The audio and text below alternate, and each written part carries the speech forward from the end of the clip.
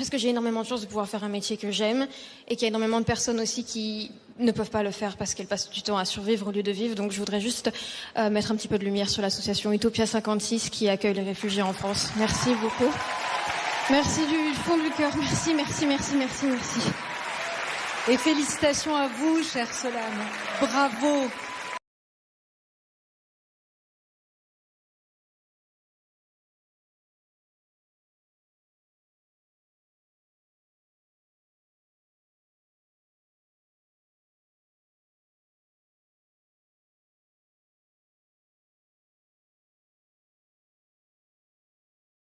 C'est parce que l'ultra-gauche est présente que de fait vous craignez un trouble à l'ordre public. Alors, je ne rentrerai pas sur ça là, madame la députée, parce que je ne... Il n'y a aucun terrain, je vous explique juste que par tracter, oui. C'est une liberté démocratique, c'est pas une manifestation. Absolument. Le tractage n'est pas une manifestation, ça vise à alerter les riverains de la situation qui est en train de se dérouler, de leur expliquer pourquoi est-ce qu'ils ont l'impression que leur quartier a changé, pourquoi est-ce qu'ils ont l'impression que les commerçants sont plus en sécurité.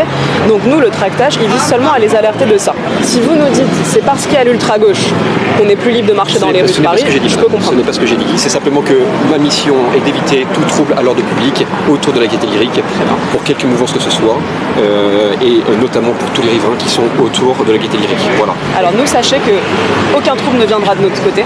On veut vraiment juste, on est tous là, vous voyez ça fait gens qui sont réveillés un dimanche matin. Ce serait un peu dommage de leur dire maintenant rentrez chez vous parce qu'il y a des antifas qui rôdent. Si vous nous dites les policiers sont là pour vous protéger, nous on peut vous assurer qu'on va distribuer quelques tracts et qu'on sera parti sans aucun trouble. Alors je ne répondrai pas à cette question avec les micros. On peut pas y aller, c'est ça? À la Gaîté Lyrique, c'est impossible. Ils disent qu'ils veulent en découdre et que là c'est vraiment dangereux pour vous, donc je prendrai pas le risque que des militants soient blessés par des antifas, mais ils m'expliquent que le profil là-bas c'est un profil ultra violent. Ah oui, c'est pas juste de l'associatif, ils sont nombreux, ils sont là-bas, ça rôde un peu dans le quartier, donc ils me suggèrent, la police me suggère de plutôt mettre les militants en sécurité et de pas risquer la bagarre avec eux.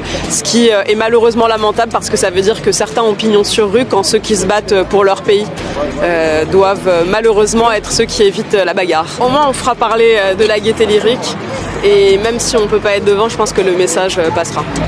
En quelques photos, quelques vidéos, entre une chanteuse inconnue qui défend une association d'aide aux migrants, entre l'augmentation du budget de crédit au financement d'associations de migrants, entre le nombre de victimes qui ne cesse d'augmenter de ces 10 anges, entre tout cela, les attaques au couteau à la hachette et autres GST, entre l'invasion de la Gaîté Lyrique par 300 migrants, l'intervention de Sarah Knafo pour les dégager, qui a même pas pu se présenter devant parce qu'il y avait la gauchiasse qui était là.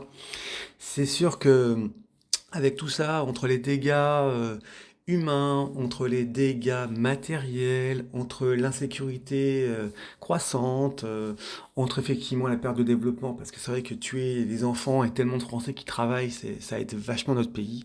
Effectivement, l'immigration, les clandestins, les migrants, c'est vraiment une chance, un enrichissement sans nom. J'en ai marre de cette hypocrisie, j'en ai marre qu'on dise des conneries aberrantes, je n'en peux plus. Il faut favoriser les citoyens, apporter la sécurité, ou si vous voulez faire de l'immigration, faites de l'immigration sélective, donc de l'immigration avec des gens qui travaillent, des gens qui aiment le pays, et ça commence déjà en leur apprenant à aimer leur pays d'accueil pour ceux qui viennent.